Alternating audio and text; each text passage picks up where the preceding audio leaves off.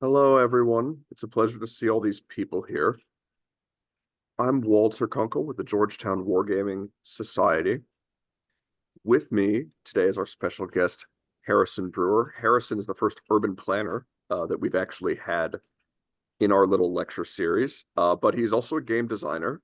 He produced We Are Coming Nineveh under Nuts Publishing, which is a great urban warfare game. He graduated with a Master's of Arts from KCL, King's College London, a great school. He did his thesis on the urban metabolism and conception of the city in counterinsurgency operations. And he holds a bachelor's in political science from McGill. Recently, also, he graduated with a city planning degree from University College London. So he's a man who wears many hats.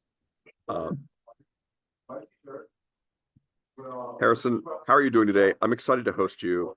For awareness, I am in the Bahamas right now in the airport. So if my connection ever gets spotty, just tell me and I'll mute myself. But that is why I'm not on video.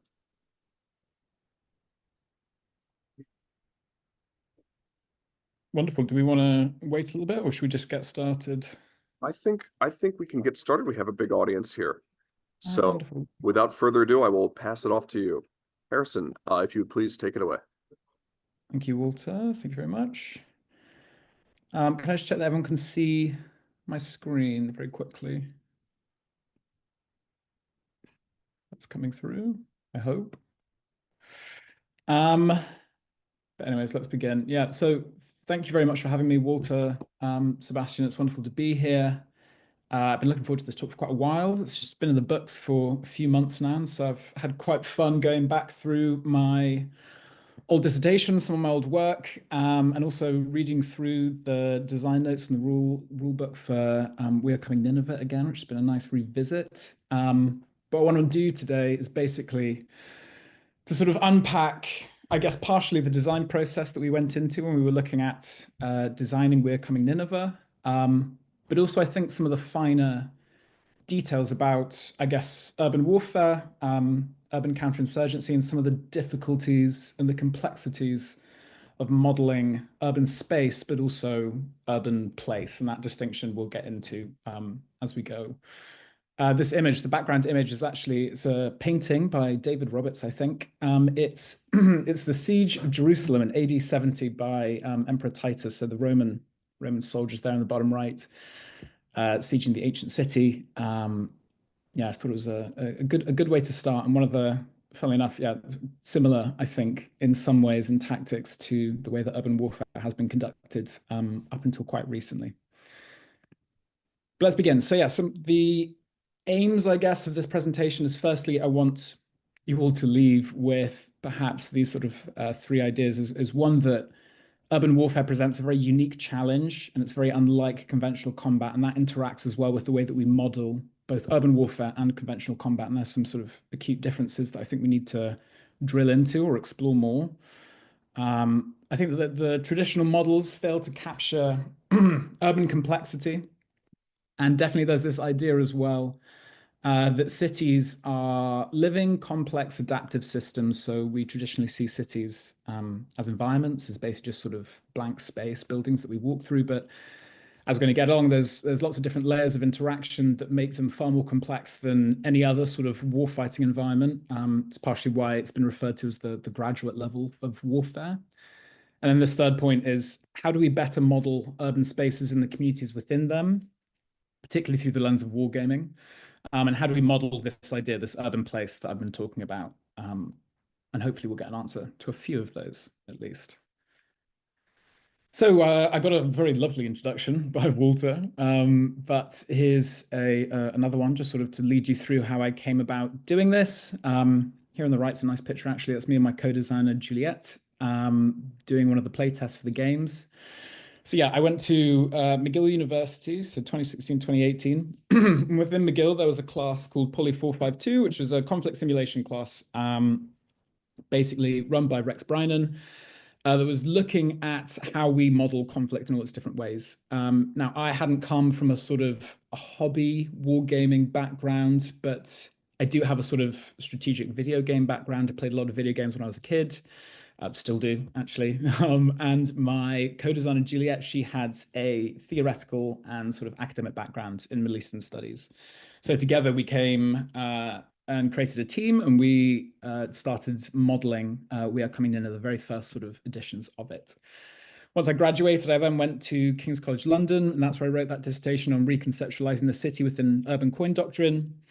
And the idea, the thesis generally is that from what I had read and what I understood from the way that urban warfare was conducted, there was still this perception of fighting within either the city as an environment or even the city as a target and an adversary in conflict, which to me seemed puzzling because from what I had been learning and what I'd started to understand from my urban planning experiences, I was starting to dip my toes into that, is that, and having lived in a city my whole life, is that a city is so much more than just an environment. It's a complex network of communities. There's layers of meaning and history, cultural significance, economic engines, etc. But again, we'll get into that later. And so I wrote that dissertation sort of trying to unpack and problematize the way that specifically urban counterinsurgency was being conducted and trying to integrate that into what was an urban metabolic theory, which we'll unpack as well. And then lastly, I went to UCL during COVID to sort of retrain as an urban planner. And there my dissertation was looking at post-conflict reconstruction in Beirut. So what I was trying to argue was that the conflict never actually ended, but it went through phases of essentially being hot and cold, essentially pre, during, and post-conflict. And within that, violence was being enacted. So the idea that post-conflict reconstruction and urban planning sits outside of warfare and sits outside of the political and social dimensions that created war in the first place didn't seem to fit. And so I sort of drew this thread from sort of 1979 up until the modern day, even including the port explosion as well, where sort of violence was being enacted, whether or not it was under a formalized guise of conflict. And then now I work as an urban planner, so that's dealing with designing cities, its infrastructure, and then also a civic planner, and that's about designing and understanding the interactions that people have with cities. So both a social and a physical element to my practice now.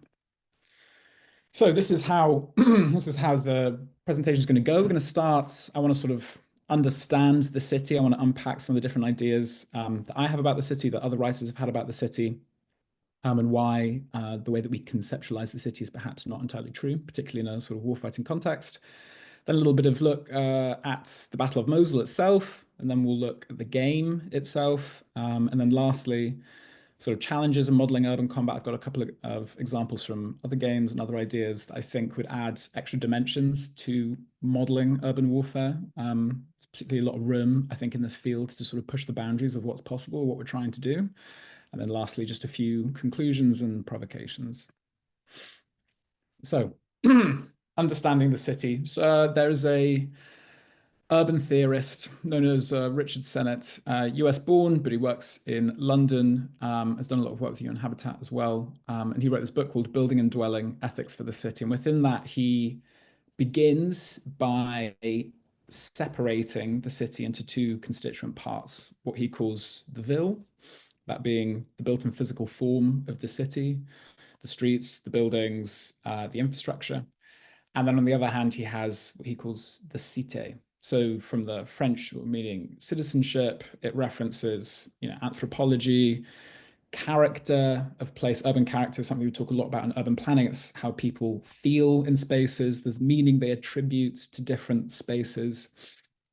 And this idea of place also comes out here. So place is essentially the interaction of space and meaning. So a park, a street, a building are all spaces, but the school you went to, the park you walk your dog, and your route to work are all places. So we add a layer of sort of social meaning onto space, and they have added value to us as inhabitants of that city.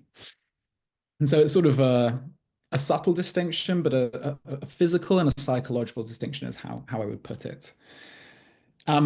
And it basically means that the city is more than a physical structure, is that in a way, the city can be seen as a non-physical entity. A lot of writers talk about it embodying ideas of modernity and civilization, of being a place where jobs exist, where economic production is centered. Lots of urban theory looks at amplifying certain roles, agglomerating talent, information, capital in these places in order to create more economic growth, to create more innovation. Cities as political centers, like they have many different roles nowadays in a way that was not so true perhaps 250 years ago. And so we have this convergence of political, social, and economic citizenship. People are in cities for very different reasons, and the way that they move through cities are very different. The way that they feel about cities are very different. So already we're beginning to understand that the deeply complex urban systems, urban entities. And it's often these intangible elements that define a city's character. So I've got this distinction here between cities defined by boundaries and cities defined by role. Now, I would say that historically, cities were defined by boundaries, and this is sort of a physical boundary, like a wall. So in ancient Greece, the polis was everything that was surrounded by, the wall or the boundary of the city. If you were within that boundary, you were a citizen. If you're outside of that boundary, you were not a citizen. It was as simple as that. Nowadays, obviously, we have citizenship based on where you were born, where you naturalize. So these ideas of citizenship have blurred as civilization has progressed. And now we have cities defined by role. So the example I put there is Londinium, Londinium being the original settlement of London back in the time of ancient Rome, bounded by a wall, now the Barbican, part of the Barbican, versus the City of London. So the same geographical space, but now the City of London is, I guess, in many ways still bounded, still to some people inaccessible, but is an economic powerhouse. It's the center of services. It's a financial center. It's the Bank of England. It's all the businesses that reside within there. And this is the same way that we classify cities today. So we talk about sort of global A++ cities being New York City and London. We talk about A category, B category, C category. These are all ranking cities on different metrics. So that's economic output, sort of tourism, historical significance. The way that we're conceptualizing urban environments is adjusting and changing to not just mean a geographical space. And so we get on to this idea of the urban triads. This is actually taken from the Department of Defense in the US. So this is essentially the sort of three different aspects of urban environments, which they state to be sort of physical terrain, population, and infrastructure. So here on the right, we've got a generic stock picture of a city. And we can see within this picture, we can see nodes, which are buildings of different heights. We can see the connections between those nodes. So that's streets, highways, motorways, alleyways, tunnels, whatever. And then more recently, in sort of urban history, we now have sort of an underground layer as well. So when I went to university in Montreal, there was a network of tunnels underneath. So when the city got too cold, you could essentially go to your supermarket, your pharmacy, you had the metro stations all connected by a series of interlinking public access tunnels underneath. In DC, in New York, in London, you've got the metro system, you've got the tube. So there's an additional layer, sort of a subterranean layer of movement and physical terrain as well. And we could add on to that a super terranean layer as well, if you have sort of walkways and pathways. Thinking of, like the High Line in New York is kind of a subterranean structure. And then we have population. So here, this is from a more of a conflict perspective, but we have civilians, combatants, political actors. You could add in emergency aid workers. These are the people that make the city. So a city is a urban space with people in it. Without it, it's just a collection of buildings that pose no purpose. What makes something a city, in my eyes at least, is the population, is the inhabitants.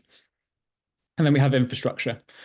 So this is everything, here it says utilities, communications, transportation. This is the water system, the pipes that bring gas into your house. It's the electricity lines.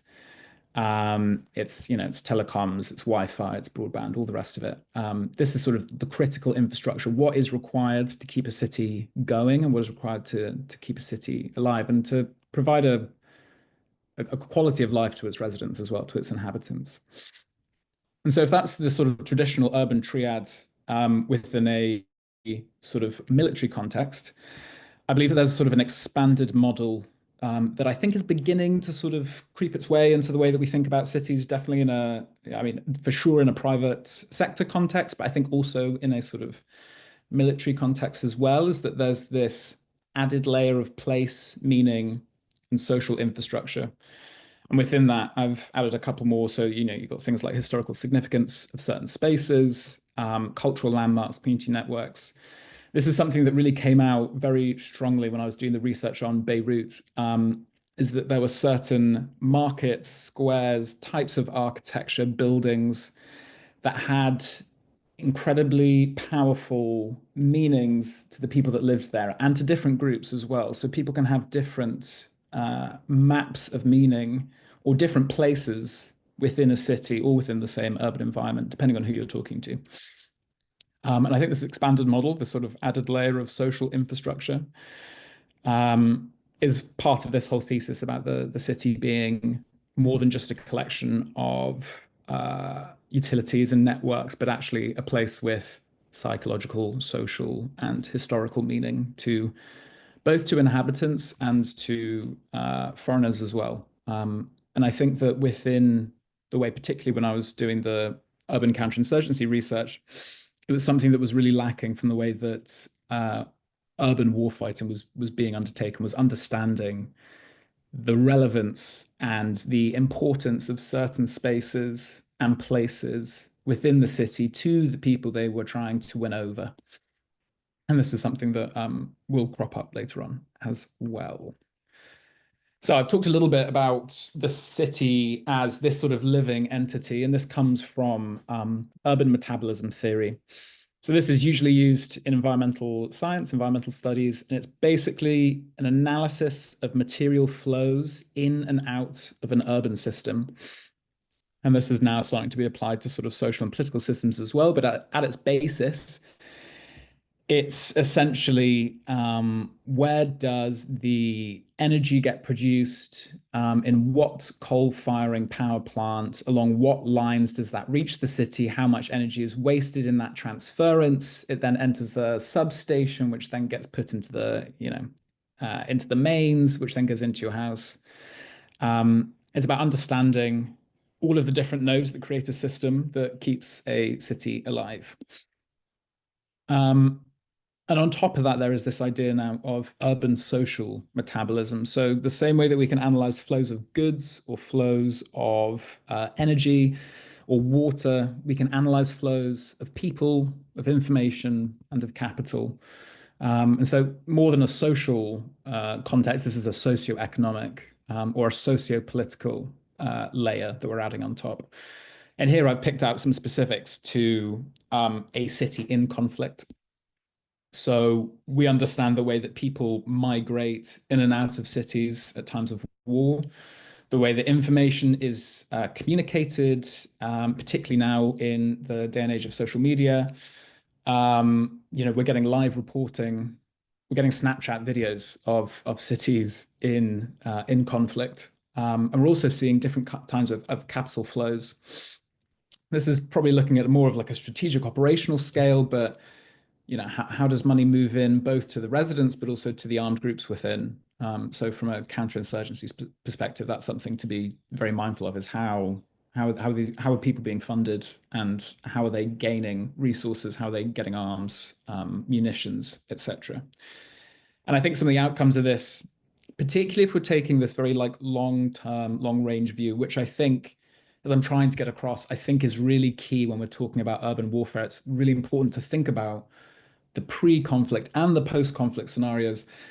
Using an urban socioeconomic metabolic theory allows us to understand, how social disruption works, where political alienation comes from, where unrest may bubble up from.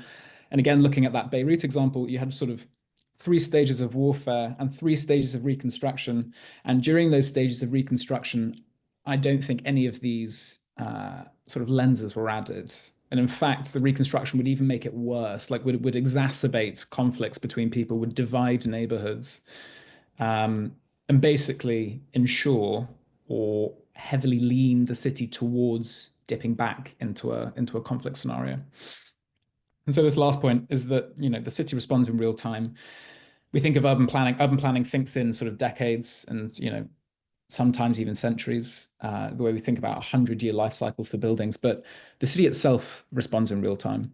It's a complex adaptive system, and in the same way that sort of the butterfly effect works, if we in feedback loops, anyone that's done sort of Donella Meadows' system thinking, I will understand that sort of tweaking the system at any place can have impacts and ripples across the entire system, and the system and other nodes will respond in turn. So you can, by operating within these environments, we have to understand that even though we may be operating in one neighborhood, the city as a whole is going to feel those repercussions, and things may happen in other neighborhoods that weren't intended. And so it's about getting into that mindset about when we're thinking about sort of urban environments is how does that work and how does that play out? And I think this is one of the problems that I was struggling with trying to design this game, and that I think that urban warfare specialists and also game designers who are dealing in this sort of space need to start thinking about sort of how do we model that in a way that's accessible and intuitive as well. So we're going to look at sort of the city and war. Basically, it's going to be a series of pictures later, just to sort of show some screenshots of what these conflicts look like for those that haven't seen them. And here are just sort of a couple that I pulled out. Now, this is not an exhaustive list, and also the descriptions to the right are sort of my thoughts or ideas about what each conflict sort of pertained. But Stalingrad in World War II, sort of being one of the most iconic or well-known examples of urban warfare, sort of pre the modern era. And then we could look at Mogadishu in Somalia. Again, an example of sort of asymmetrical warfare. And here, this idea of sort of local knowledge and the city as an adversary, which we'll come back to later. But there was that sort of feeling from the research I've done on the conflict. We've got Grozny in the sort of Russian-Chechen War, which was a good example of critical infrastructure targeting and civilian impacts. So here, sort of seeing the city as a target. Belfast, this is the Troubles or the Irish conflict, sort of 1960s, 70s, all the way up to 1997, I believe. Israel-Palestine, which we are all well aware of. The Iraq War, of course, Fallujah and Sadr City being two sort of key urban examples, and then Mosul. And of course, I've left off Ukraine as well, which is, Mariupol at the minute. And urban warfare is just becoming more and more prevalent. And so I think what's particularly key here as well is that modeling urban warfare is even more important than it was back when I was doing the project. So here we have Stalingrad, a little picture there. And then this is Grozny. Again, I think what's interesting is that all of these pictures look pretty similar. Like the way that urban environments are treated within war is pretty consistent. Here we have Belfast. This is the Troubles. Fallujah in Iraq. And then Mosul here. So what I guess I'm leading towards is that there is a distinction here in the way that the city is understood within military doctrine and within military perspectives, and then also how the city is perceived by urban planners and urbanists. Now, this may seem like a pretty obvious distinction because they're very separate objectives, very separate, very different and distinct strategic aims between war fighting and designing and planning cities. But what I'm trying to also get across is that I think there is actually much more in common than I think we are led to believe, or that the doctrine, when I was doing that research, I was led to believe. And so I think here we got this first distinction here is a city as terrain to fight in versus city as a living organism. We sort of talked about this urban metabolism idea, which came from these two sort of British urbanists, Patrick Geddes and then Ebenezer Howard, who did the Garden Cities. It's the idea of city as nature, city as a living thing. And then David Kilcullen actually mentioned this same concept in his book, I believe it's called In the Mountains, where he's looking at counterinsurgency and talking about even insurgencies being sort of like a living entity, a sort of a complex adaptive system, and how they operate within urban environments. And he very much recognizes, I think, this idea that the city is not an adversary. It's in many ways can be an ally, but is also an active participant and should be treated as such. And then some of the other these distinctions here is the city is an obstacle, so not just a terrain, but an active impediment to good warfighting or to successful warfighting. Thus, the city is the center of economic and cultural production.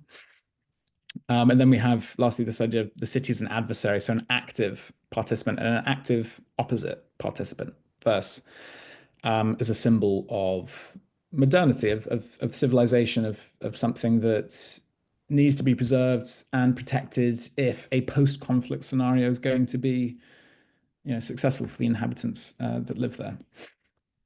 And this idea again here, lastly, is sort of city as a target. So I guess the logical progression, if the city is your adversary, the city is also a fair target. And Martin Coward and Stephen Graham, who've written a lot about sort of urban warfare and urbicide, as they call it, very much in the urbanist camp, not the sort of military theory camp. Talk about forcible demodernization through structural violence. So they're sort of using urban violence language here to talk about the way that cities are leveled in order to demodernize the populations and states that they are within. Again, this idea that infrastructure damage impacts civilians long after combat. Physical destruction carries symbolic and psychological consequences. These are no-brainers. We know this, and again, to cite the Israel-Palestine conflict, this is what we're seeing in Gaza: is that the cutting off of supply and water and electricity is an attempt to demodernize the space, to prevent normal life from occurring, to change the way that people, the inhabitants, are feeling and experiencing the conflict. And here on the right is a picture of I'm going to pronounce this wrongly, but Tzer Elim training facility in the southern Negev desert. This is the media refer to it as mini Gaza. And it's a training facility for the IDF in the urban warfighting. And I pulled it out because I think it communicates quite clearly the way that I think most militaries perceive urban environments. And I think the key aspect here is that there are no people. There is none. It's an empty, blank environment that needs to be moved through, where objectives need to be captured and space needs to be held. So there's not really a consideration here for the fact that there will be people moving through this space, living in these homes, running between streets. I think it gets across, perhaps on the one hand, I think the difficulty of training for an environment where people live and they inhabit, but also perhaps the the underlying strategic objective, I think, which is treating the city as a blank environment and the occupation of space.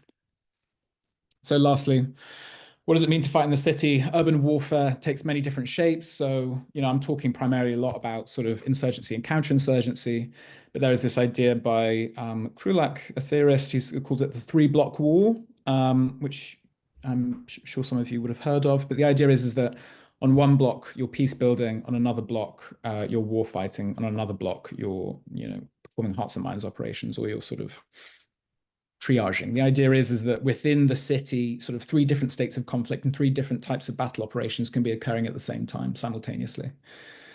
Other types of urban warfare, we can talk about siege warfare, house by house. So not even the idea of sort of occupying space, but moving through room by room by room.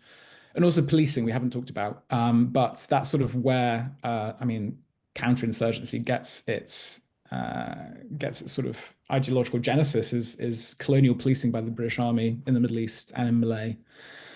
And I think that this is part of what makes it really difficult to do urban warfare, and particularly model it, is it can take so many different forms and shapes. It's not traditional or conventional in any sense, I would argue.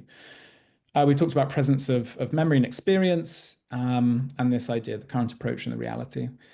And so this is a little section here where the sort of we can see that within places like al-Sada and in Iraq, the use of concrete barricades and sieging shows this conception of the city as lifeless operational environment.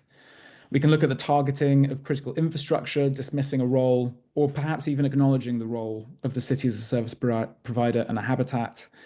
But what we want to get across is that actually the city in a way needs to be preserved if a post-conflict scenario is going to be successful. And what some of the metaphors that I hear quite often is the idea that modern urban warfare more closely resembles a medieval doctor sawing limbs and leeching blood than a contemporary surgeon monitoring and analyzing vital signals, making precise cuts, and preserving the whole of the system whilst cutting out a tumor. And there are examples of that as well, like special forces, the sort of precision strikes, the way that military development is heading. It is towards a more targeted and understood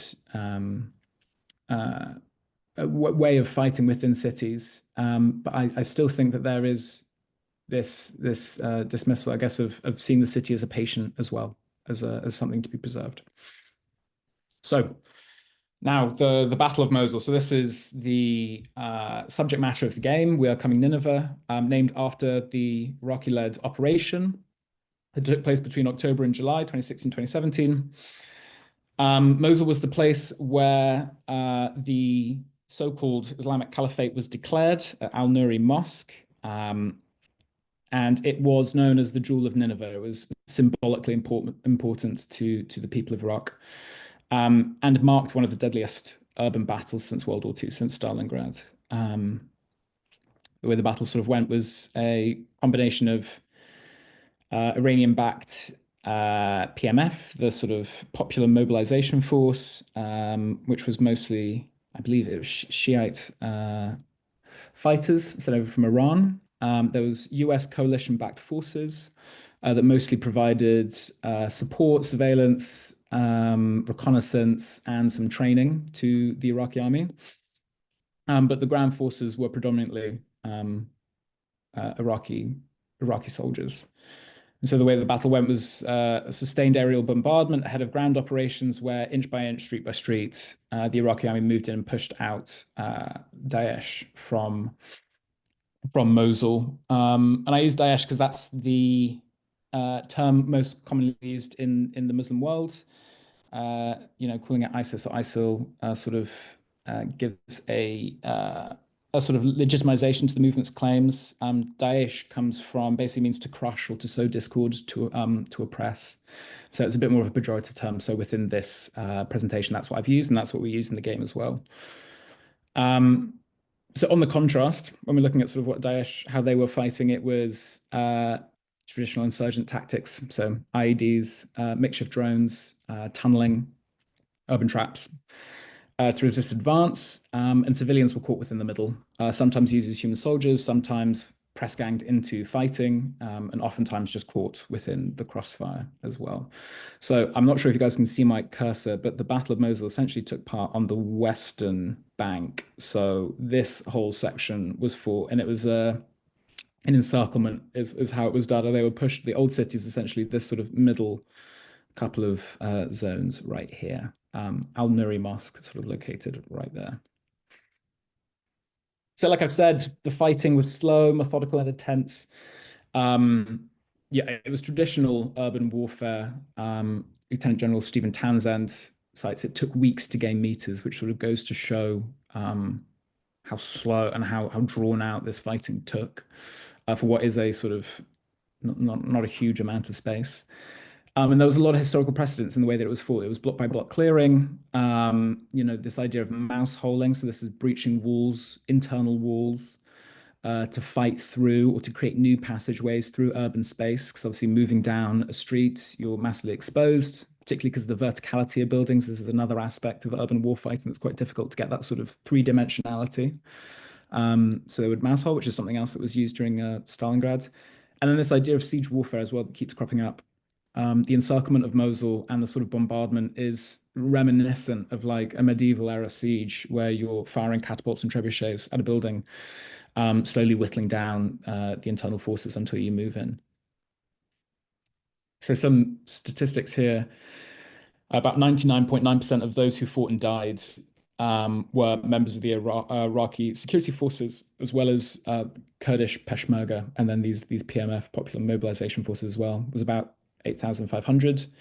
Civilian casualties, upper estimate of 40,000. Amnesty International attributes, says that 5.8 thousand to coalition airstrikes. Displacement, the economic toll, like 50 billion US dollars is obviously a lot of money. Like, this is where that competition around strategic objectives plays in, where a traditional war game wouldn't really consider these numbers because the objective is to eliminate the opposing team or to take the space. But I think it's important as an urbanist to be thinking about what's left behind. Like, is this really a victory for the Iraqi army, for the Iraqi security forces? And these deep scars left from the conflict as well. So physical, social, infrastructural, and economic. And there's a picture of Mosul, which again, eerily similar to the other ones we saw before.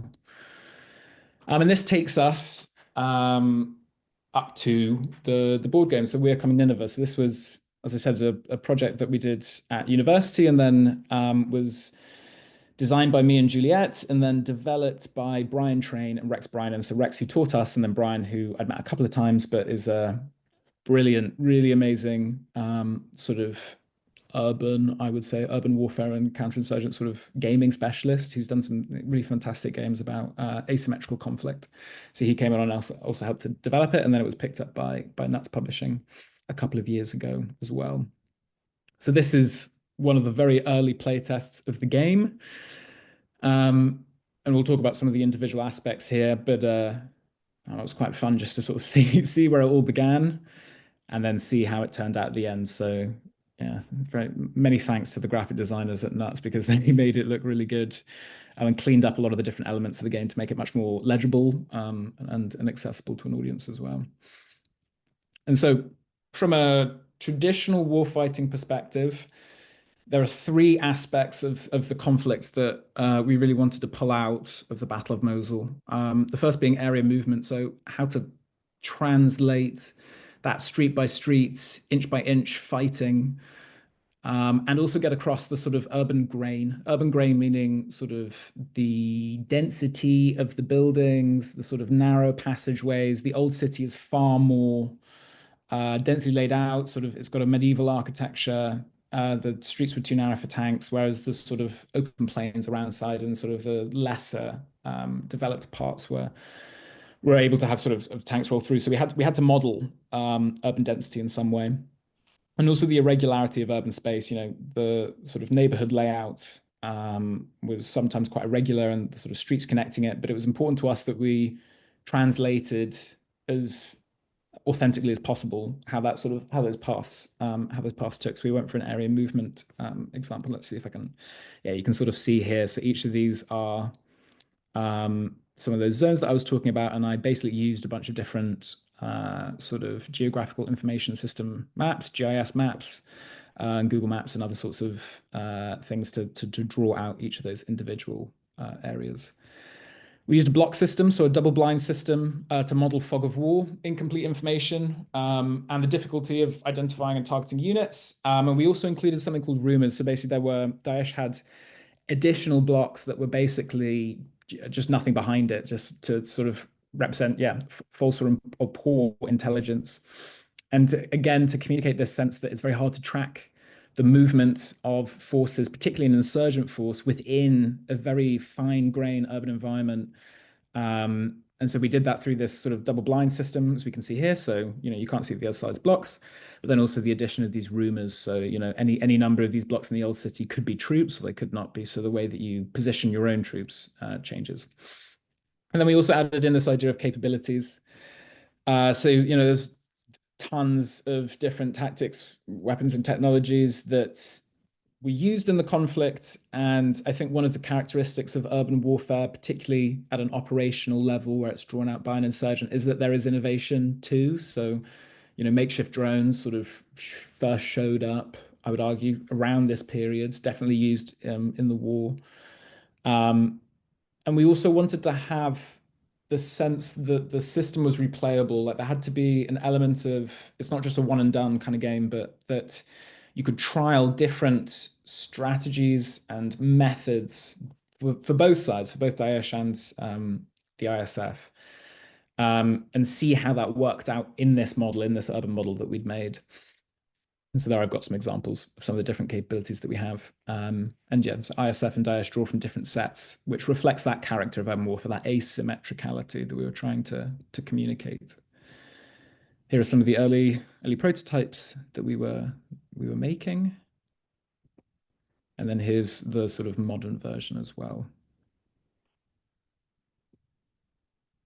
Yeah, and there's just another top-down image of a playtest that Juliet and I were doing. And so here, basically, with the blocks, if you aren't familiar with blocks, is that you turn them side by side. So every time you take a hit, you rotate the block, and the chance of you hitting becomes harder. And it's meant to model, loss of troops, loss of logistics, wear and tear from battle, as you progressed. Again, so that if that's the sort of traditional warfighting aspect around urban warfare that we were trying to model, this is the more social, psychological side that we were also trying to present, because to not do so would not be authentic to the conflict and what it was. And I think this is one of the challenges, again, of urban warfare modeling, is how do we convey these sort of more nitty-gritty, intangible elements that I think do add a character to urban warfare. So we had events cards. These were randomly generated. So if you rolled a 1 or a 6, you'd flip the event cards, and within that would be anything as, it says there, a small unit tactical decision or a moral dilemma. So one would be, well, I mean, there's some examples later, but, be a car's approaching you down the road. Do you fire? That was the sort of thing. And the idea is to bring in a sense of humanity and morality and ethics into this model, albeit clunky, let's say, but it was important to get across that sort of narrative sense, that extra element of immersion. I think it's something that could have been optimized, I think, in the game's design for sure, but I was quite happy that we included it in the end, because it was a key part of this operation and of fighting in an urban area. And then we also had these victory conditions. So we went for 3 different kinds of victory conditions, rather than it being a when all units are destroyed, or once you take this space and hold it for X amount of turns. We had 3 trackers. We looked at time, so how long the Iraqi security forces cleared West Mosul, how many turns, with casualties, so how many units were lost, and then collateral damage. And this was caused by certain capabilities. So if you rolled poorly when using air support, you would cause collateral damage. Certain event cards would cause collateral damage. There were support cards that would support capabilities that would offset collateral damage. And so it was a system that sort of you could interact with throughout. But the reason is that, that Karl von Clausewitz quote, which is war is a continuation of policy by other means. So it's, again, linking it back to that idea about sort of what's the post-conflict status of success in an urban environment, and how do we connect those 3 elements to it as well, and what does it mean to win against Daesh? I think is a really great question. Is like there's a very ample case that could be made if you hold back the Iraqi army and blow up the Al-Nuri Mosque as they did, that they could win a Pyrrhic or a media victory that would hopefully then ignite other movements around the world. Like these systems are globally connected as well as regionally connected. And like I said before about social media, these are broadcast constantly. So there's an aspect that both the insurgent and the counterinsurgent needs to understand that this is going to be broadcast, and that there is a media role, there's a media presence to these sorts of conflicts, by nature of there being people living there, and by nature of the sort of interconnected global system that we live within.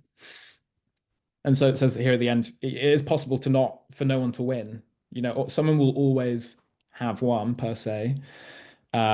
Either ISF doesn't take the old city or Daesh holds them back. But if you have these metrics in front of you as an element of negotiation and debate between the two, where you can sort of, with your player, say, well, did you really win? Like you lost 75% of your units at the start. So like, how are you gonna make that case? Or collateral damage, the city is now, it's not 50 billion, it's 200 billion or whatever it is. So we wanted to add in a little bit of extra elements that sort of reflected that complex and that gritty sense of urban warfare.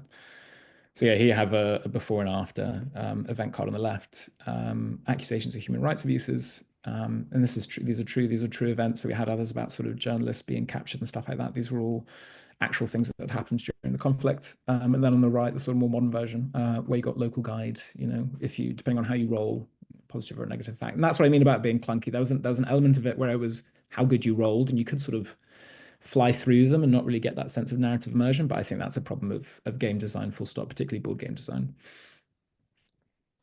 So I sort of wrap up some of these design notes. I guess the first one is that the subject matter, particularly when we designed it, was inherently controversial. Making Daesh a playable faction did not have the distance that perhaps playing as Germany in World War II, for instance, had. So there was an element of really having to both be authentic and stick to what had happened, but also I'm not trying to glorify that role. That was quite important to us.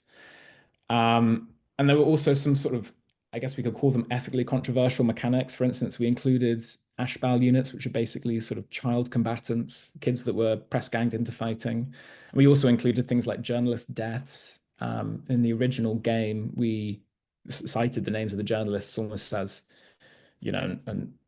an act of memory to sort of keep their name alive in our own little way. But even that feels, slightly distasteful. So these are some sort of interesting things and difficult things that we had to discuss as we were playing it. And then also, is it appropriate or is it even useful to game tragedies of war, like gaming military operations to have better outcomes, to save lives? It's obviously we're all here because that's what we do or have done. But gaming the tragedies of it, sort of the massacre, the trauma, the destruction, is not always an objective either of a war game designer who's been contracted by the Ministry of Defense or the Department of Defense to do a game, nor is it always the funnest hobby game to play either. So, why are we doing it? And what's the point of doing it? And obviously, it's, as I say here, the sort of the purposes is it's education, mitigation, preparation. I think from an educational point of view and as a way of recording this history, it's very important. Brian Train, who, like I said, developed the game, released a module that was based on Israel-Palestine on Gaza, and that got a lot of feedback when he first did it. And he made the case that it's just like a journalist writing a story. It's another way of recording information and keeping track of what's happening. And interpreting events. And so I think I take that same angle when I think about these sort of things. And yeah, like I say here, sort of the game is created for higher education as opposed to hobby gaming. So some of these questions are maybe a little bit redundant, but the things I was thinking about. And it was also important to be accessible. Like I talked about replayability, but we were trying to balance this intuition, simplification, making it easy to understand. Obviously, war games have that trope of taking 3 days to finish, and so we really didn't want to build that kind of game. But we also wanted to keep the historical, ethical integrity. So, I mean, these are just some tweets that people made. We had the Marine Corps played it, the Belgian Army, the British Army. We took it to the Defense Science and Tech Lab here in the UK. So it's got good feedback from practitioners, which means a lot to me and was not something I thought we were going to do when we first proposed the game. But I think we got the balance kind of well, like sort of hit it kind of well. But as with anything, there's always room to improve. Right, I'm mildly well. Actually, we still got some time. We're kind of okay. This last bit is basically trying to unpack some of these challenges that I think I've been thinking of when I think about designing another similar kind of game. And I think it would be in an urban environment. I've thought a bit about sort of designing games outside of a conflictual environment, but still in an urban one. I think these are some of the elements that, at least for this urban warfare game, that I think I would do differently or try and do better if I was to have another go at We Are Coming Nineveh. And I think I separate it into this idea of ethics, this idea of the role of the civilian or the position of the civilian within conflict. Talk a little bit about changing battle space. So I think I've sort of alluded to this before, but we'll go into a little bit more detail about that. And then lastly, this idea of multi-dimensionality. And that's sort of referencing this idea of layers that I've been talking about, these layers of meaning, of economic networks, of social networks, infrastructural networks, etc. So firstly, ethics. This on the right is a video game actually called This War of Mine. And it's puts you into the shoes of a civilian during a conflict within Eastern Europe, an urban warfare context. And the game is brutal. It is savage. It's really grim and really dark, very hard to play, and you're constantly being asked by, people within your party. So you're sort of in this house with other people, and some of them want cigarettes because they haven't smoked in a couple of weeks. Others need penicillin. People are getting depressed and sad. They're drinking to forget. They're going missing. You're getting raided in the evening. And while playing it, and I know this is not a traditional war game perspective because it's inverted. It's the civilian perspective. You rarely come into contact with soldiers, with combatants. It's often you fighting against sort of or encountering other survivors. But I think what was really powerful about it, and I think what made me think about sort of the urban conflict experience is that there is a whole other civilian experience that happens underneath the game that we play. So underneath We Are Coming Nineveh, there is this civilian thread that we did not really or effectively tap into, I don't think. And I think there are reasons why we didn't do that because that wasn't the primary objective of the game. It would have made it far too complex. You don't want to add layers in there just for the sake of having layers in there because then it becomes clunky. It's not adaptable. It's not easy to use. But I would love to see designers trying to weave some of these sorts of narratives, stories, systems, effects, impacts somewhere within these games so that we can try to reconnect what can be an abstractified urban wargaming experience, and to reconnect it with the lived experience of what urban conflict is. Speaking from someone who has never experienced any kind of conflict, but um, I think there are moments here, and there are certain kinds of games and certain kinds of places where it's important, I think, to game the non-combatant and to think about how that adjusts the dynamic of warfare. Maybe at a tactical level, this will have more impact, but even at a sort of operational, strategic one, it's about understanding the role of the civilian. And I think that sort of segues. This is another screenshot of the game, just sort of give that color palette. That sort of segues into civilian entanglement, which I think is the other really important part of these kinds of games. And on the left is a distant plane. So this is a counterinsurgency game looking at Afghanistan. I think it's 2007, 2008 is when it's set. And then Tupamaro on the right. So this is a Brian train. So the left is Volko Runker, I think. I might be wrong there, but it's a similar sort of system to the ones that he's made before. And then on the right is Tupamaro. So this is Brian train. And I think what's important here on this left is that there is this little square right here in the middle, that has neutral, and then on some it has opposed. And they've tried to start modeling the role of citizens in supporting or negating sort of insurgent conflict. And particularly in a coin game, very essential, had to be in there. And for Tupamaro, which is also kind of a coin insurgent game, you have these ideas of actually, before I say that, the game on a distant plane, still geographical zones as well. So this is kind of like We Are Coming Nineveh as well. But on the right, no geographical zones. So this is an abstracted city. Tupamaro's, again, I'm correct me if I'm wrong, but I think it was an insurgent group in Uruguay, if I'm right, in Montevideo, in about the 80s. And so here they've abstracted geography and they're just looking at sectors. And again, it's this idea of, as the scale at the top has, how the sector or the citizenry or the place is responding to your actions. So it's a layer of modeling and tracking this again, this idea of people, space, creating place, and how that interacts with a war fighting strategy or a war fighting objective. And I think it was a really interesting use. It's actually so interesting that I used it later, but we'll get to that. So this is a map of the religious distribution in Belfast from a 1991 census. And what it gets across, and I promise this is relevant, what it gets across is the way that the city was bounded by neighborhood, but also bounded by sort of religious sectarian difference. So we can sort of, through the colors on the map, you can sort of see like different territories, different spaces, and hard boundaries as well. So these were like street by street conflict. These sort of neighborhoods were separated by nothing but sort of rows of houses, and later by peace walls, giant concrete walls that were ran through and built to prevent neighborhoods from sort of fighting one another. But these were no-go zones that you wouldn't cross. You would sort of try and stick to neighborhoods that were of your sect, Catholic or Protestant.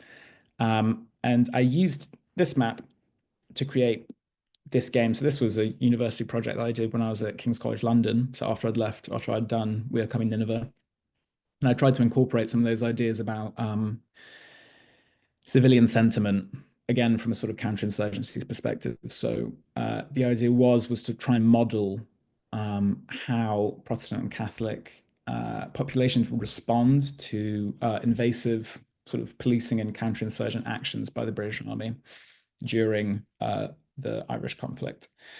Not my best system, still quite clunky in places, but it was a really interesting exercise in trying to grapple with some of that socio-cultural stuff that I've been talking about. And I think this is a system can definitely be perfected, but should feature, I think, in far more war games, particularly urban warfare games, as sort of key dynamics and matrices that we need to be considering when we're undertaking this sort of conflict as we go. Excuse me. Yeah, that was a tough game to design, that one. Similarly, also like very controversial, especially as an English person trying to research that was quite hard. I kept thinking my search history would flag me and people would come find me. I was Googling very weird things. And then this here, I've alluded to this as well, but this idea of sort of non-physical digital entanglement that civilians play. So, if you want to stay up to date with the war in Ukraine, you should get a Signal or a Telegram account because there are journalists and inhabitants on the ground who are giving live updates on what's happening. Or you get added to a WhatsApp group by the War Planning Committee. That's another way to do it. But the point is that there is no longer this sort of hard boundary between information and intelligence in warfare as there was perhaps 50 or 60, 70 years ago. The lines are becoming very blurred, and citizens have access to all of that technology and can report on war, which is where Bellingcat comes in, the sort of famous open source intelligence group that's broken loads of huge stories about war. One being, I think it was the MH31, I think it was, in Ukraine that got shot down by Russian missile launches. The level of information out there is massive, and there are people willing to crunch it. And so I think this is another aspect, and we'll get onto this when we talk about multi-dimensionality, is that this is another aspect that I think needs to be more involved in urban warfare games, is this sort of information layer. Okay, so changing battle space here. So when I was doing We Are Coming Nineveh, you can't change the neighborhoods on the board, they're stuck. So you move into those zones every time. But these pictures are from Al Sadr city, and there's a quote from, I think it's what's his name? I think John Spencer, Major John Spencer, who does the sort of Urban War Institute, talking a lot about concrete, the role of concrete during the Iraq War, and how sort of new cities can be built using this concrete to sort of prevent movement between areas. So we talked before about how buildings are nodes and streets are the connections. If you can rearrange those streets, you can rearrange the city. You can rebuild the city in real time using concrete, and that's what happened here. And here we have a boulder, and this is sort of I would say the IDF response to that sort of question is that you can also destroy homes and create new streets in a much more permanent way. And I think this is very difficult to put forward in a manual board game, in a sort of, a physical game. But again, I think it's something that I would love to see someone attempt to do, is try to work out how you can actively rearrange a battle space while you're playing it to sort of symbolize, this very important, I think, aspect of urban warfare that takes place. Um, and I think there's some examples later that we can have a look at as well. Verticality and three-dimensionality, I've talked about this as well. So I did buildings consisted of levels. So if you have high grounds, you've got, wider view, 360-degree view, birds' nests, that whole thing. Being able to take advantage of that sort of space. I'd love to see this done in sort of in a physical space. And I have seen one game that I saw on LinkedIn where it was online. It was a bunch of Zoom calls, and there was a proper, like, buildings were built, so it was a bit more like a sort of Warhammer 40K kind of vibe, like a tabletop environment. And one of the cameras was basically sat on top of a tank, so you could only see what was directly in front of you and lines of view, and it very effectively recreated, I think, what the experience is of fighting within a city with that sense of scale and the closed off field of view that you have when you're fighting in those spaces. And I think there's room as well for games to keep considering these sorts of things, because I think this is another one of those very key aspects to urban warfare. Um, and here we've got sort of tunnels as well. I mean, I talked about underground networks, and this is something that we've done in We Are Coming Nineveh as well. There's a capability to have a tunnel and you sort of, pop up three spaces later. But I'd love to see someone stratify that. But again, this is, it's all based on how you do these things or what the game is for. But I think it's something that needs to be considered in most games. And here at the bottom this is Urban Operations. This is also by Nuts Publishing. And this is how they did it, is they sort of have little spaces where it says roof access or possibility to breach. So there's ways of doing it in a sort of physical environment. And then here on the right, we've got, a classic sort of tabletop environment for sort of a World War II miniature game. It'd be interesting to see more of these things used. I think if that's what you're trying to model, is this idea of verticality and three-dimensionality, because I think it's very easy to look at a map and just sort of think, oh, okay, I can jump there, jump there, jump there. But it's very different to sort of situate yourself within that or imagine what that looks like. And then here's some video game examples where they do have this idea of sort of destructibility of the environment. So these are quite old ones. It's Rainbow Six Siege, and then Company of Heroes on the right. So you can blow holes in walls to get through to other rooms, and this is obviously super easy to do in a computer gaming context where you have something crunching out a digital environment that you can play with. But I think it's there within the sort of the gaming space. I think this way that we interact with environment in a way that, like, older games did not have that same sense of you can destroy things. You basically just sort of hid behind walls, even if it was half destroyed, or the way that sort of CGI and computer modeling has become that we can now do these sorts of bits. But I think it's worth sometimes taking inspiration, like with this War of Mine, to start looking at the video game space and see how they're telling stories, how they're changing environments, and see whether there's things that we can pull across and think about ways of modeling in sort of a practical context. And then lastly, I want to talk about, so this is, and we'll wrap up pretty quickly, but this, I think, is sort of the coup de grace, I think, of a possible, like the perfect urban warfare game. So on the left, this is Brinania. So this is Rex Brynon's made up country. And in a class that he has at McGill on peace building, there's a 1 week simulation that takes place, basically a 1 week mega game. Films played a mega game. And all the students in the class get given different roles, and that's everything from the politics of the host nation, insurgent groups, UN units, neighboring countries. It's humanitarian aid, disaster relief, the CIA, all these different institutions, and we all interacted with one another, and Rex basically adjudicates the game. And it happens literally 24/7. I think there was like a six-hour period where Rex slept, but otherwise he was just organizing all of our different calls. And I honestly think that the perfect urban warfare game is a mega game, is a sort of matrix-led or adjudicated sort of model that takes place over several days or a day. In fact, the game on the right is One More Road. So Jim Wallman, who's a great mega game designer here in the UK, he did this modeling of Operation Market Garden, 4 different cities in 4 different theaters of war with about 30 or 40 people in each game. I was part of a team doing the 101st Airborne Division. We sat underneath 1st Airborne Corps. It's super detailed, but it gets across the complexity and the chaos. And I think it also allows you to be able to model non-combatants and civilians and other sorts of institutions, which I think is, like I've said, really key to sort of urban warfare. So yeah, I would love to see a sort of multi-dimensional mega game done in sort of an urban setting. And I know that Rex and Jim have done similar sort of stuff.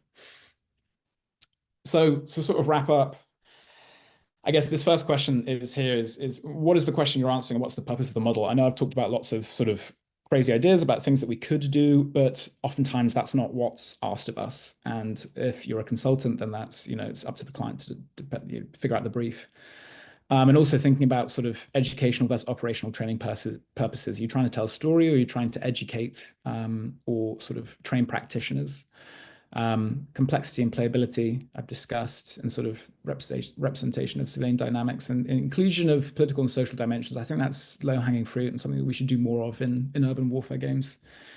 I think these are some of the key questions that we should be asking urban warfare. And then this is just sort of another recap of what I've been talking about, some of the different kinds of systems that I think or different mechanics we could be involving. Player immersion is one I haven't spoken about, but I think that is very evocative, particularly in an urban warfare setting. Well, in any warfare setting, but from my experience in urban war games, I think that's something that could be pulled through a bit more. And so to wrap up, I guess the sort of takeaways that I want want to give you is one, this idea of the city as a living thing that responds to interventions, responds to the way that people act. I hope that now there's sort of a deeper understanding maybe of the sort of socio-political dimensions, socioeconomic dimensions beyond the sort of physical urban terrain. To perhaps give more credence to things like symbolism, heritage, hearts and minds, particularly when doing coin. But I think for any sort of urban environment that's being contested, there are sort of deep psychological meanings for people, and that needs to be sort of come out of strategic thinking, but then also of war game design as well. I think that's an element that we could be adding in a more sort of emphatic way. And again, this balance between tactical operation and strategic outcome, the idea that urban warfare, I don't think ends when the conflict ends, when the operation finishes, it exists long after. And so I think there should be some sort of modeling of that, of where that sits within the bigger picture. Because as I've said, this is a network of systems. And then, as I'm sure you all know, but also I think it's important to underline is that urban warfare is fundamentally different, and so we should be designing it, modeling it fundamentally differently, I think, from conventional combat. And then, yeah, just some final discussion questions. Just how can we better integrate these dynamics? What technological innovations do we need to consider for the next decade? And yeah, how do we model complexity and usability, and what lessons can we learn? What lessons are still relevant? But yeah, that's my presentation. So thank you very much. I will stop sharing. But yeah, I hope that was. Stop sharing your screen, but I hope you won't stop sharing any insights you have, because I know the chat, I've identified at least 2 questions that people had, and you're free, you guys, to, of course, type out more. I had a question a while back from Marco Filippi. He's a professional in crisis management and academic wargamer in the field of medical intelligence. As Ukraine and Palestine are kind of now showing for general military medicine, he says that Mosul was the last battle where the tiered echelon of care was employed due to the siege. The Baghdad battle triggered the birth of the modern TCCC, or Tactical Combat Casualty Care. He's asked if you've ever modeled the effects of, or the kind of entwinning of, civil defense and military medicine before. Yeah, that's a brilliant question.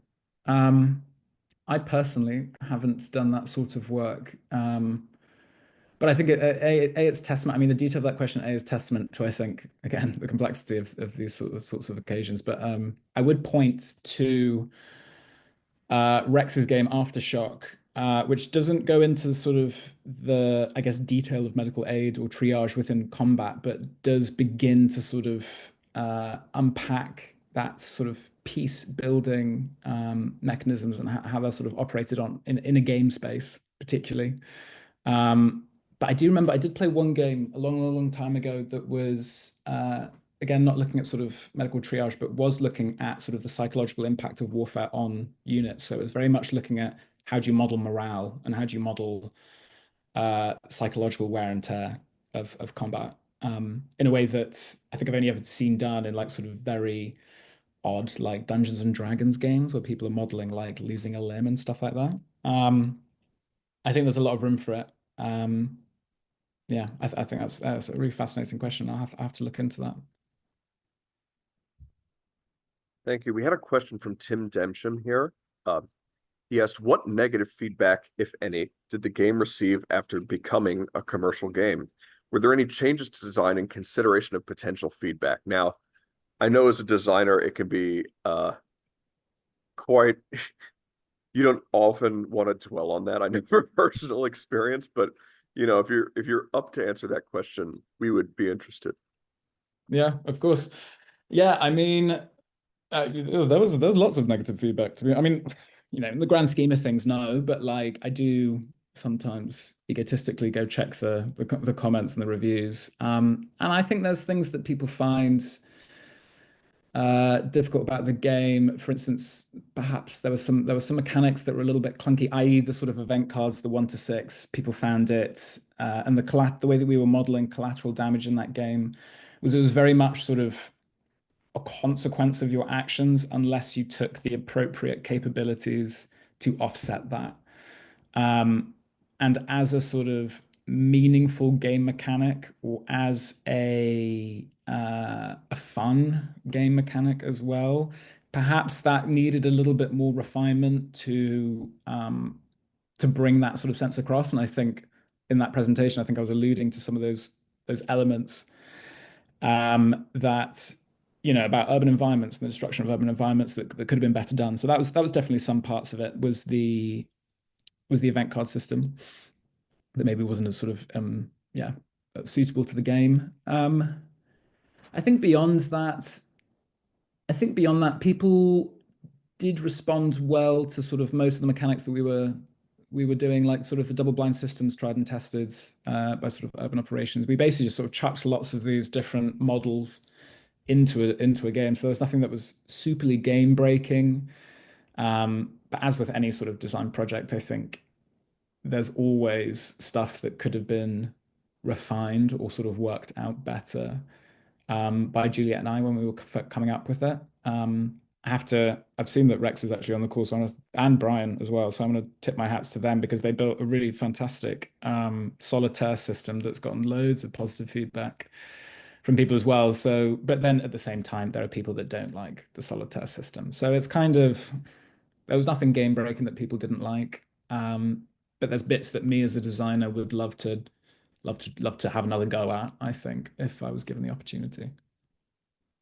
I feel that. It feels like every game I work on is kind of a, a labor of love, and then it's done when it's not done when you think it's done because you never think it's done, but it's Exactly. done when it's no longer possible to work on it anymore and be productive in other parts of your life. Yeah, You know, exactly. 100%. uh, we had a question from Stratagems. How can we imagine the use of drones being modeled and individual fights over a block unfolding? As you mentioned 40K in tabletop and also showed existing games, would there be a possibility, and do you see the uses in being able to basically zoom in and roll out individual fights? Now, to my mind, and you can give me your thoughts on this, I Mm. feel like your system actually could be used for block by block fighting if you just zoomed in, because you're already doing neighborhood by neighborhood. You'd have to change some of the metrics of the cards that are occurring at that scale. But I mean, as long as those are just lines on a map, who's to say that one's a building and one's a city, park, or square or something like that? But I'll let you go off now. No, I agree. I think that's a really good point. Yeah, I think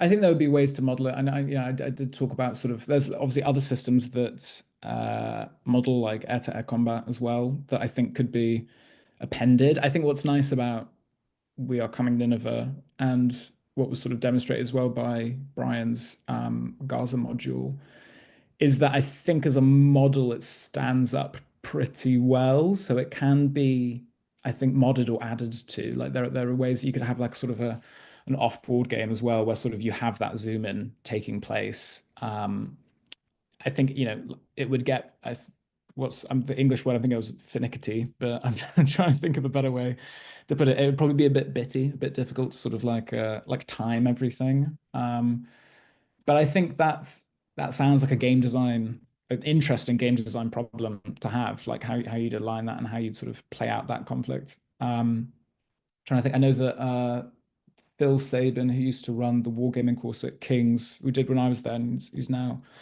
retired. He does a lot of sort of air combat games as well. So, I mean, in the good old adage of good artists borrow, great artists steal, you could always go and grab, I think, some of those elements that he's already modeled out about sort of air-to-air combat and think about ways of sort of weaving that in. So I think, yeah, I think for We Are Coming Nineveh, there's probably ways that you could do it as well. But in my head, I'd love to just make it even more complicated and just sort of throw a whole nother game in there, and sort of add it onto the side.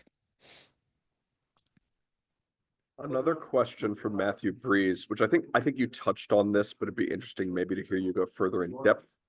Matthew says he enjoyed your analogy of the medieval surgeon and the modern surgeon. Do you think urban warfare is becoming more targeted or reverting to more medieval tactics? He says there seems to be evidence for both in current conflicts. Yeah, that's a really good question, and I was thinking about that actually before I started presenting. Um, I think in the same vein as that bullet point where I was basically saying that urban warfare takes loads of different shapes and forms. Mogadishu being a special forces extraction versus the Troubles, Belfast being a sort of long-term coin project, and Mosul being sort of more traditional siege warfare. I think you're completely right. Like there is room for all of that. I think. Do I think urban warfare is becoming more targeted or reverting to more medieval tactics? I think it depends on who's doing the urban war fighting. Um, I'm trying. I'm trying to tread gently. I think there are examples where it is becoming more targeted, where we've seen things like sort of precision airstrikes, the ability to sort of like laser identify distances and call in very precise munitions from further away. We've talked about drones already being an example of that sort of precision that is being deployed in a sort of an urban warfare context. In my heart of hearts, I think it's probably reverting because I think the reversion is almost more effective when it's aligning to the strategic political objectives uh, of that military. And I think there are countless cases in recent memory where we can see very um, pre-modern ways of fighting presenting itself because war is not going to get cleaner. I mean, it may to some degree, but I think in the end, war is war. Like it's always going to have an essence of that sort of that violence and that trauma. And I think that's even more obvious when you're in an urban context because it is so close quarters. And yeah, very intense. So I think from an urban perspective, I think you're right. Both are true. It will both become more targeted. For instance, it'll be much easier, perhaps, to sort of flick certain switches in the critical infrastructure network, and disable certain parts of the city in order to enable a nighttime special forces operation or a nighttime offensive. Um, we saw in Spain and Portugal where sort of the power cut off because of how clunky these systems are, like they are still pretty outdated. And so I think people will become more learned about that, but I think you're also right that I think urban warfare will get more violent, particularly when it's involving sort of insurgents and counterinsurgents. And I don't mean that in a sort of subjective way, but sort of asymmetrical conflict, I think, will always be quite violent. Yeah. I think part of it too is looking at your presentation and what you've outlined today. Um, if this is the graduate level of warfare, people are lazy. People people do not, it's hard. It's hard work. And there was a comment in this chat about like, oh, it would be interesting to see, it would take like almost days or weeks to clear a skyscraper floor by floor. And I'm like, they would just blow it up. It's just, Yeah. it's that that's kind of how I feel about looking at it, and I'm obviously not as knowledgeable as you on it, but I think that as humans, especially in high stress environment, we revert to quick solutions, even when those solutions are monstrous or unethical. Uh, Yeah, 100%. And I think that is the crux of sort of, I realize that while I'm giving this presentation, that it is caveated by the fact that I have not been a military practitioner at all. I've not fought in wars, and I'm coming at this from a civilian perspective, um, albeit someone who's, learned a lot about sort of political science and conflict and studied it for quite a while. But yeah, for me, I want to get to a point where these models are pushing or nudging um, military practitioners towards thinking in this way that takes, that gives more sanctity to sort of urban environments. But I remember reading a quote, I think it was Reddit actually of all places, but like they were quoting a soldier who basically said, I was like instructed to basically fire, like a rocket launcher or a grenade into every building and then enter because that's far safer. And when it comes down to it, there is that argument of, do I want to take the more precise, targeted, safer uh, avenue strategy and risk casualties, considerable casualties, or walk into traps, or be ambushed, or do I just take the easy route, yeah, and fire from afar, or throw a grenade in that room? But as we see in media all the time, whenever they depict sort of Middle Eastern conflict, like that can have negative outcomes. So it's about weighing all of these things up. And I think it comes again, if we're talking about it from a wargaming perspective, it very much depends on the kind of game you're trying to make. Um, We Are Coming Nineveh was not trying to be a very anti-war pacifist. This is the horror and tragedy, but it was trying to tell the story of everyone that was involved in the Battle of Mosul, which is why there are some of those elements in there and why we included things like collateral damage and Amnesty International questioning you about human rights abuses and stuff like that. Because those were important parts of the history that we thought were meant to be mentioned. Harrison, thank you so much for your time here. Uh, this has been very insightful and a very in-depth presentation. The slides, I hope you're all right with them being circulated to attendees today. Yeah, of course. And of course, the video itself will be on our YouTube channel. But I want to thank everybody for showing up and for giving Harrison such good questions. And I'd like to thank Harrison himself for presenting. So kudos all around. Yeah, thank you very much. Thank you very much for coming. It was wonderful to speak to all of you. And thank you, Walter. Thank you, Sebastian. Hey, take it easy now. I will.